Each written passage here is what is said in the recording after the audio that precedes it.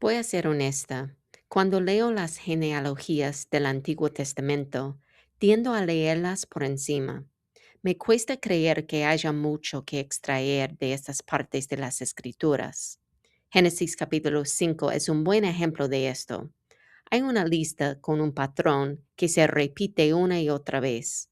Cierta persona vivió X años y tuvo un hijo. Luego vivió X años y tuvo más hijos e hijas. Vivió un total de X años y después murió. Parece algo bastante rutinario y sin importancia, hasta que llegas al versículo 21 y empiezas a leer sobre Enoc. Ahí se rompe el patrón. Los versículos 21 a 24 de Génesis capítulo 5 dicen, vivió Enoc 65 años y engendró a Matusalén, y caminó Enoc con Dios. Después que engendró a Matusalén 300 años, y engendró hijos e hijas, y fueron todos los días de Enoc 365 años. Caminó pues Enoc con Dios, y desapareció porque le llevó Dios. En lugar de decir murió, como los otros versículos dicen, dice desapareció porque le llevó Dios. Y en vez de decir simplemente que vivió, dice caminó con Dios. En unos pocos versículos escondidos en una lista genealógica, vemos algo sorprendente. En realidad se nos ofrece muy poca información, pero resulta evidente que hay algo muy distinto en Enoc. La palabra hebrea traducida aquí como caminó, halak, se utiliza tanto en sentido literal como figurado más de 500 veces en el Antiguo Testamento. Para comprender mejor qué significa caminar con Dios, veamos primero qué significa caminar literalmente. Un diccionario define caminar como avanzar poniendo un pie delante del otro, permitiendo que cada pie toque el suelo antes de levantar el siguiente. Otro dice dirigirse a un lugar o meta, avanzar hacia él. Wow, estas definiciones de lo que significa caminar literalmente, sin duda pueden enseñarnos algo sobre nuestro caminar figurado con Dios. La primera, avanzar poniendo un pie delante del otro.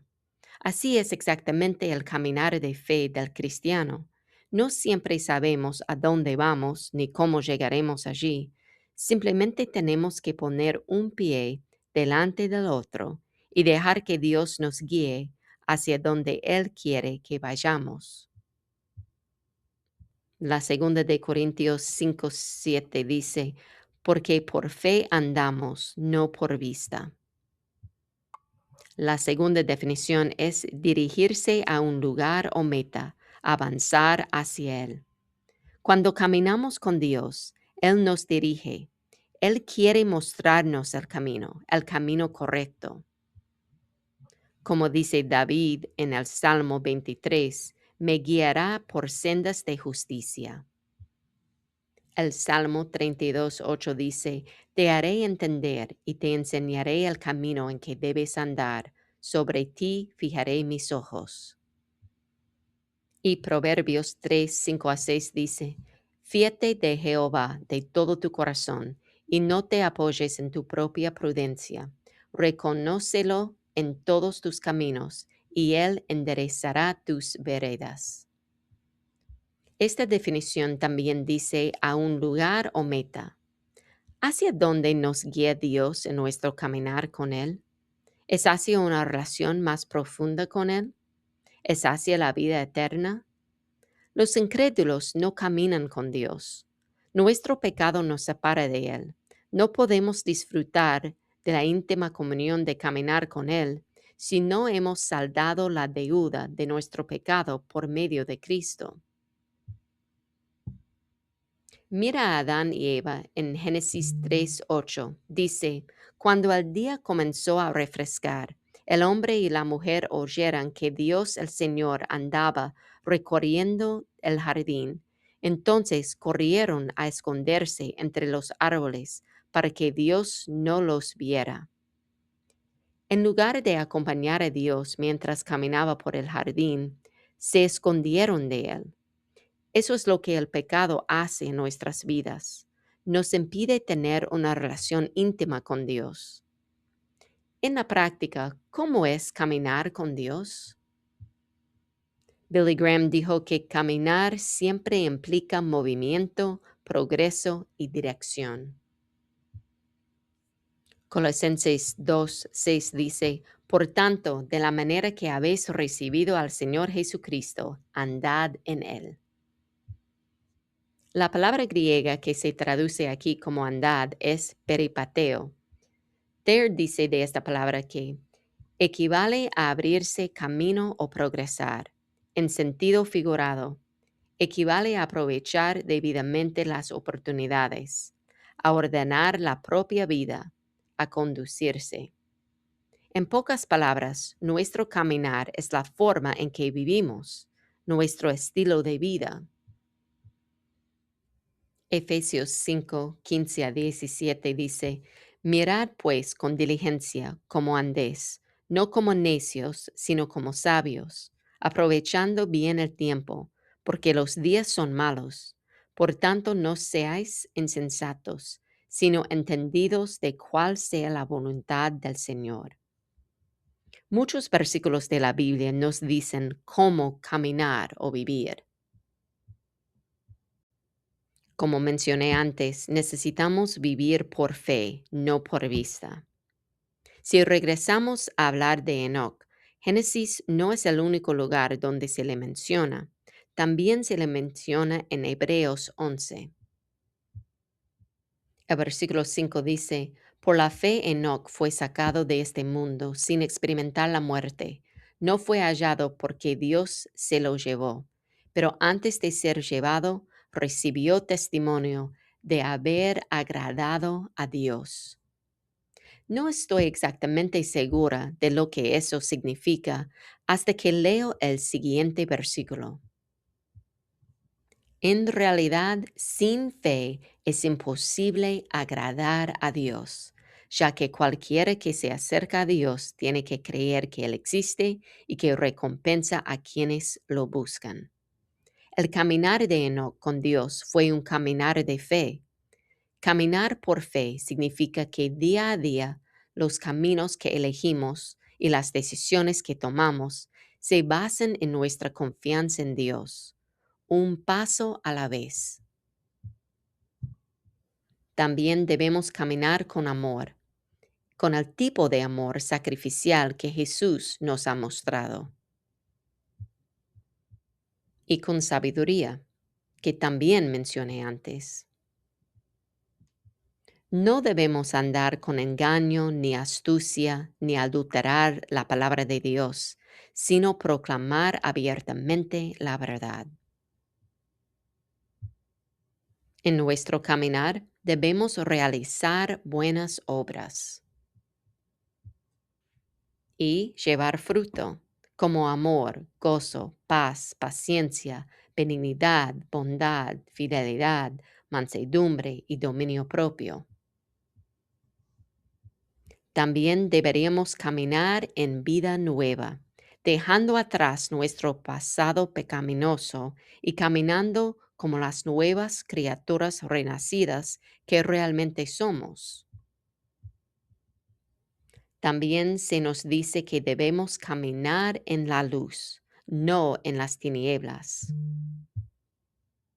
¿Quién es la luz? Jesús. Juan 8:12 dice, otra vez Jesús les habló diciendo, yo soy la luz del mundo. El que me sigue no andará en tinieblas, sino que tendrá la luz de la vida. La forma en que caminamos es importante, pero con quién caminamos es lo más importante. Necesitamos caminar con Jesús. La mayoría de los discípulos caminaron con Jesús tanto literal como espiritualmente.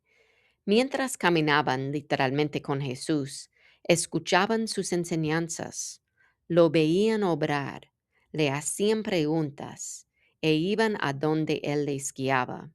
Y probablemente yo debe señalar también que caminar con Jesús no significaba que no iban a experimentar dificultades. Y miren el efecto que tuvo en ellos caminar con Jesús. Enfocándonos específicamente en Pedro y Juan, leamos Hechos 4:13. Los gobernantes, al ver la osadía con que hablaban Pedro y Juan, y al darse cuenta de que eran gente sin estudios ni preparación, quedaron asombrados y reconocieron que habían estado con Jesús. Pedro y Juan pasaron mucho tiempo con Jesús, caminaron muy cerca de él durante unos 3 años, y esto tuvo tal efecto en ellos que incluso después de la muerte de Jesús, la gente podía darse cuenta de que Pedro y Juan habían pasado tiempo con él. GotQuestions.org dice que no es difícil identificar a las personas que caminan con Dios. Sus vidas contrastan marcadamente con el mundo que las rodea, como estrellas en el cielo nocturno. Y hace referencia a Filipenses 2:15, que dice, para que sean intachables y puros, hijos de Dios sin culpa en medio de una generación torcida y depravada. En ella ustedes brillan como estrellas en el mundo. Me gusta mucho el dicho, dime con quién andas y te diré quién eres. Si realmente caminamos con Jesús, la gente podrá notarlo. Todos estamos caminando, algunos caminando en círculos, otros caminando en la dirección equivocada. Algunos parecen caminar por el camino correcto en amor y buenas obras. Y es posible que algunos no se sientan muy firmes al andar porque apenas han comenzado a caminar con Dios. Y otros han tropezado y tratan de levantarse. Todos estamos caminando de alguna manera, pero la pregunta es, ¿estás caminando con Jesús? Si no es así, es posible que en realidad solo estés vagando sin rumbo.